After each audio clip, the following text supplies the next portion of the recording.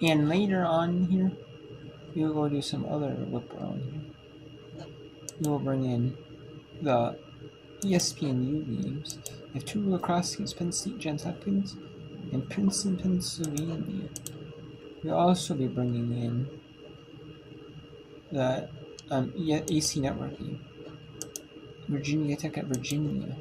There's no one on the SC Network. SC Network does not have any softball or baseball.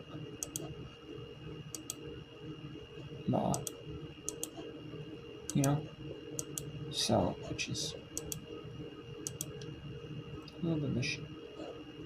I mean, there's lacrosse is on SC but SC Network doesn't have softball. SC Plus yesterday did have some couple, so I'm surprised. Even some of these baseballs, I'm surprised a little bit. When the baseballs team didn't see them take.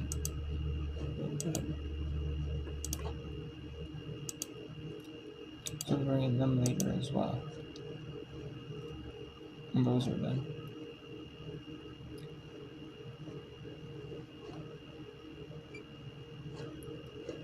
And then we'll bring in also Wofford High Point later. Bryant Brown. St. Joseph's at Pennsylvania. And then we'll also be bringing in a women's lacrosse game. Penn State Johns Hopkins. ESPNU does have rights to Big Ten games. You think ESPN doesn't? ESPN does. And, you know, ESPN does not have rights to, like, big time sports. They have rights to, like, football, men's and basketball. You have rights to, like, smaller sports like softball, like baseball, like women's lacrosse, men's lacrosse. Like smaller sports, but they don't have rights to, like, the marquee big time sports anymore.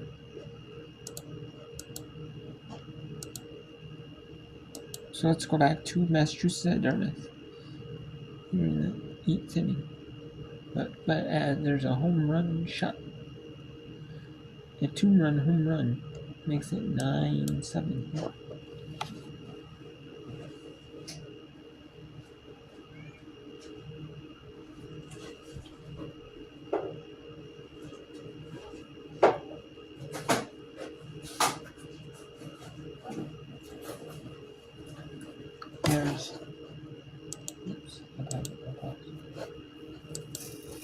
So every game is on commercial.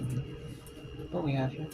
I guess we'll go to Boston Echo in this picture. Women's across that.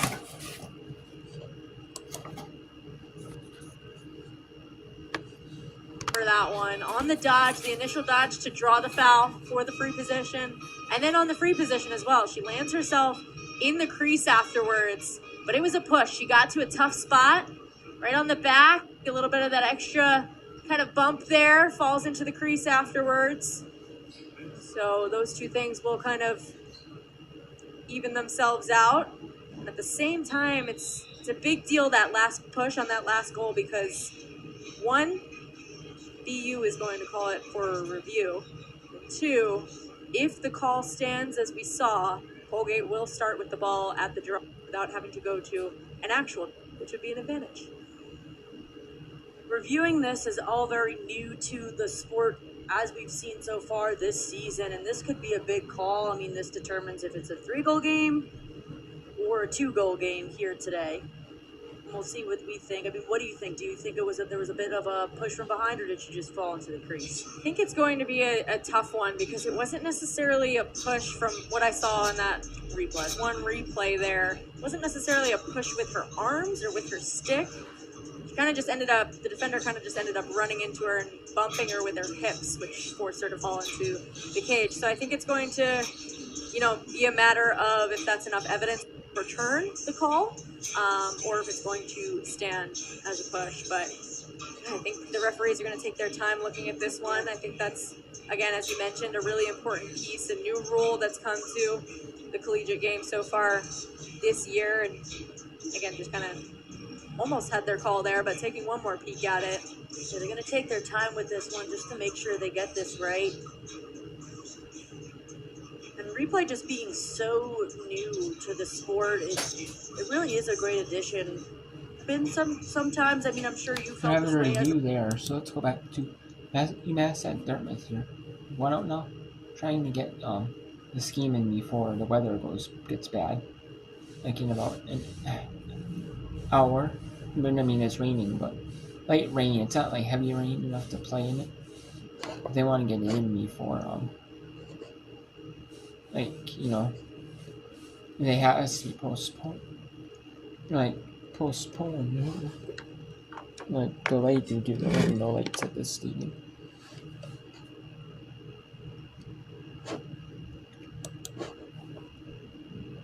There's a ball, beat out an infield single last inning. Played it a run, kept the Minutewomen alive. Up again here now after the Carrier triple.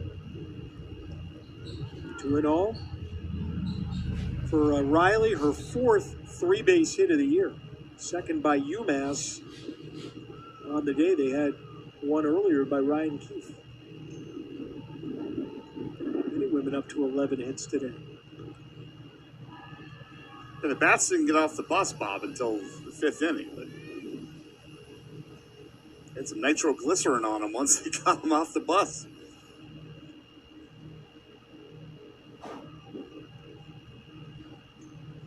Here's the pitch. Fouled back 2-2.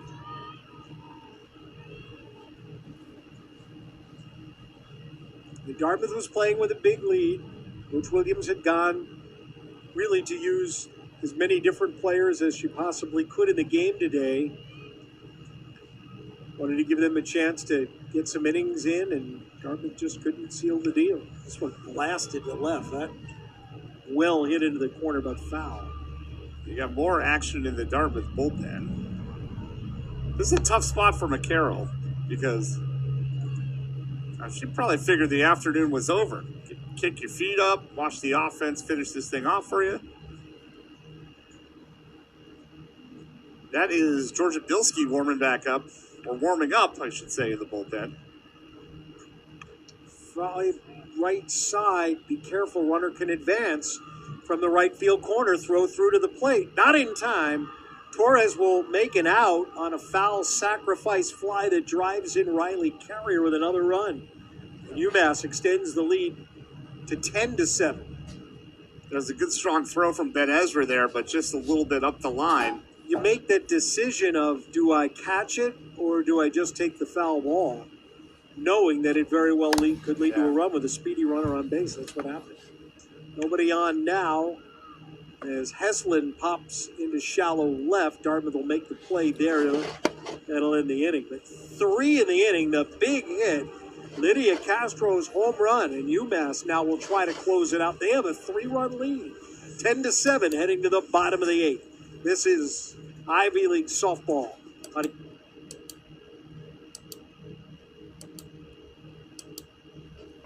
So we only have 2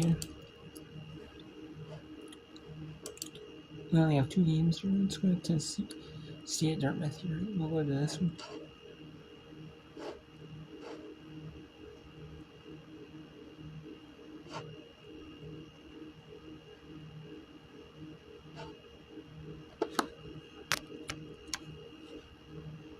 I don't have much. My battery here, so I'm going to try and pour as much as I can to the batteries up here. Not completely gone, but like maybe 10-15%. And yeah, so.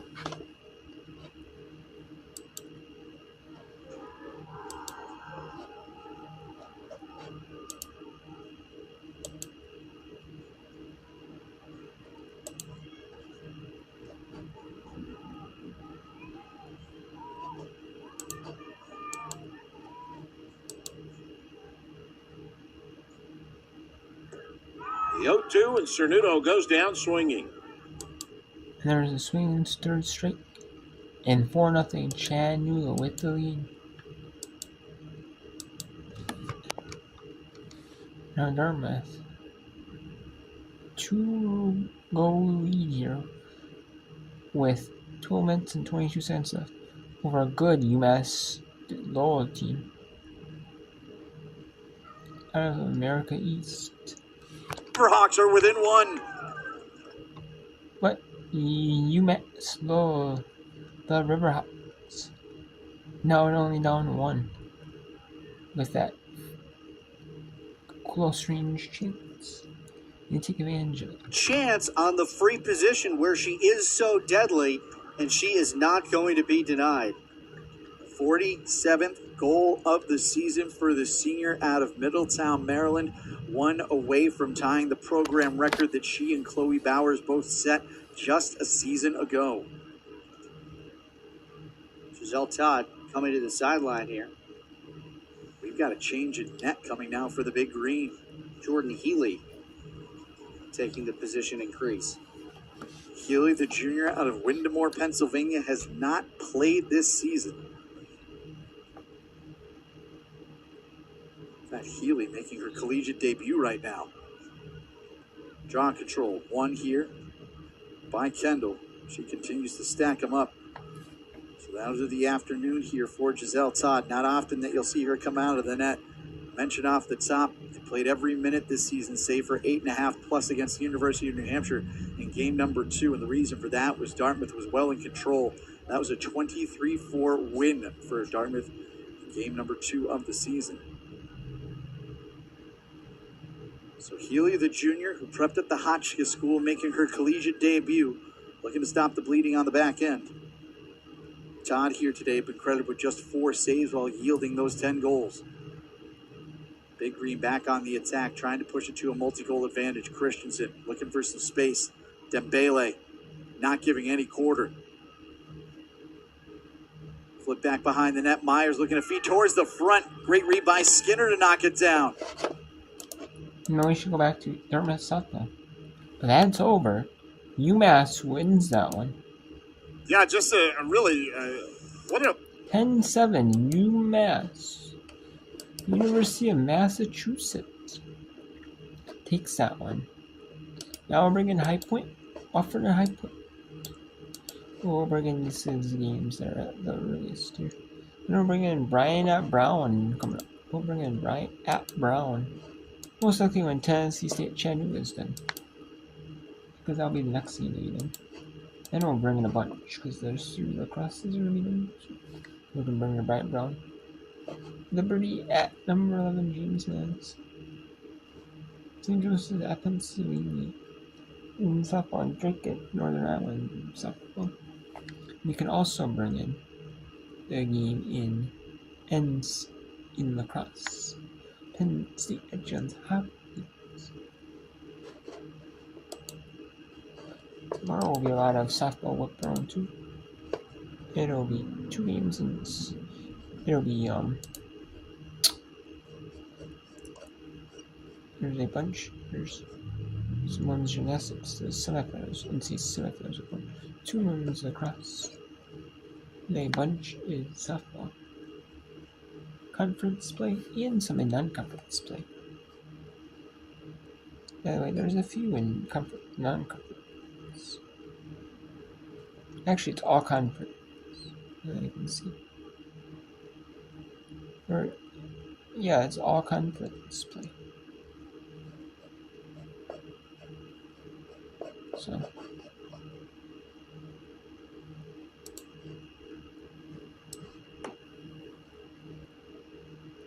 And that could be because of Easter. Though. Right, it probably is the reason.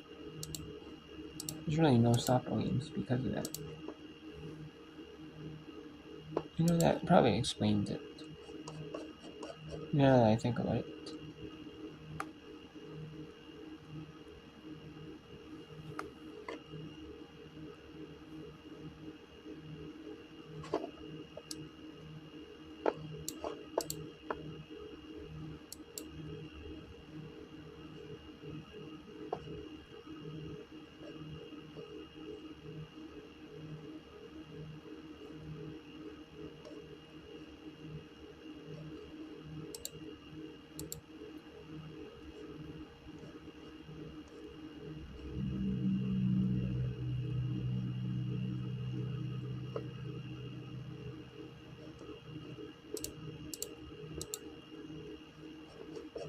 There is a lot of stuff.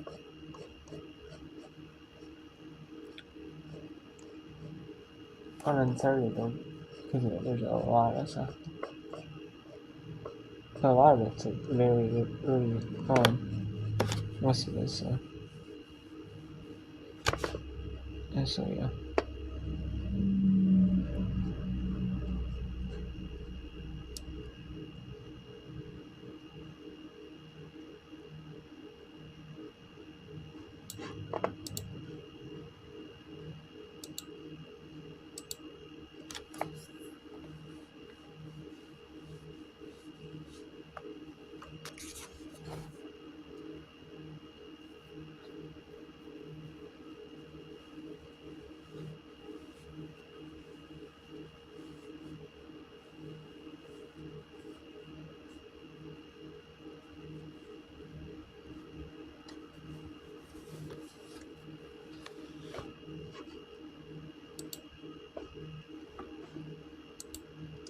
Costly turnover.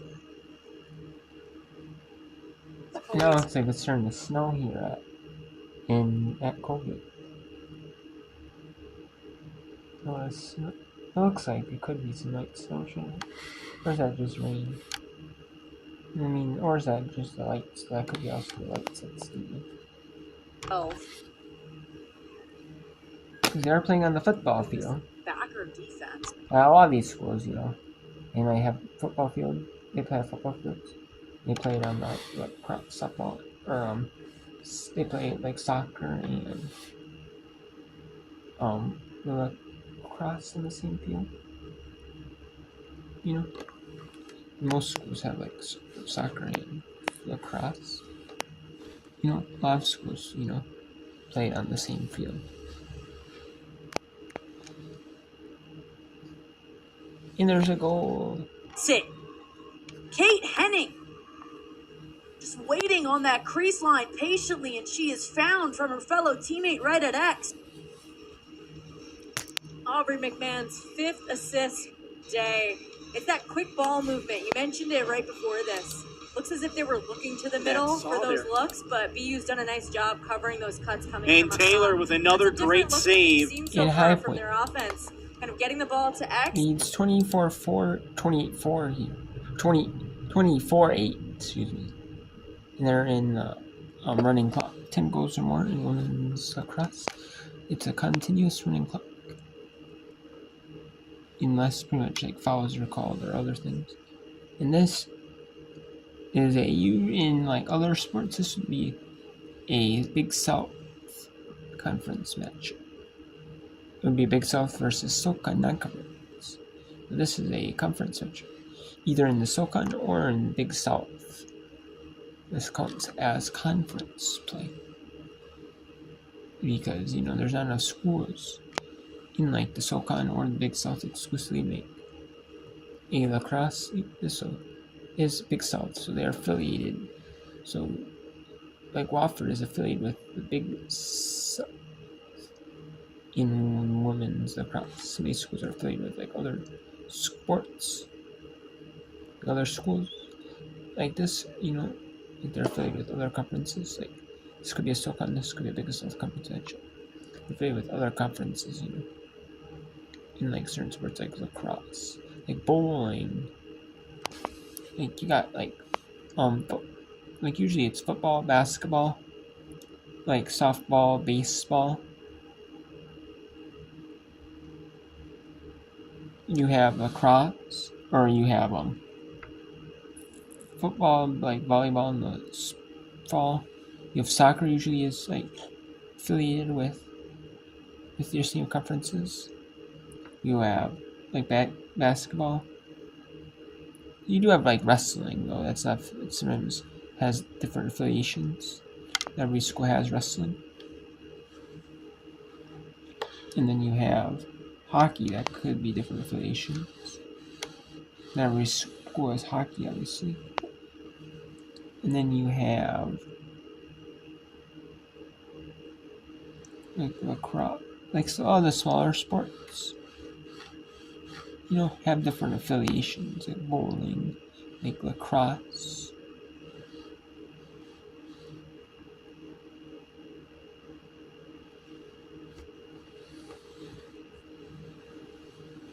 Like, what else? Maybe a small sport. Like, maybe tennis.